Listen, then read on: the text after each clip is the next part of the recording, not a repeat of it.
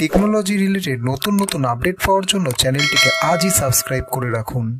Hello বন্ধুরা আজ আমরা এমন এক এআই রোবটের ব্যাপারে আপনাদের বলবো যা শুনলে আপনারা আঁতকে উঠবেন।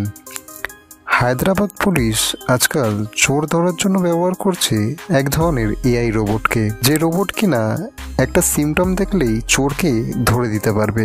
রোবটটি তৈরি করেছে এইচবটস কোম্পানি। রোবটটির নাম হলো রোবোকপ। এই রোবোকপকে অ্যাসিস্ট করা হচ্ছে বিভিন্ন আইন কানুন, এছাড়াও ট্রাফিকের আইন শৃঙ্খলা ইত্যাদি বিভিন্ন ধরনের কাজের ব্যাপারে। এছাড়াও এই রোবটের মধ্যে আছে 8টি ক্যামেরা ও 12টি সেন্সার। এই রোবটটি রক্ষা করছে বিভিন্ন বড় বড় পাবলিক প্লেসগুলোকে। এছাড়াও বিভিন্ন বোম ডিফিউশনের কাজে এই রোবটকে আজকাল ব্যবহার করা হচ্ছে।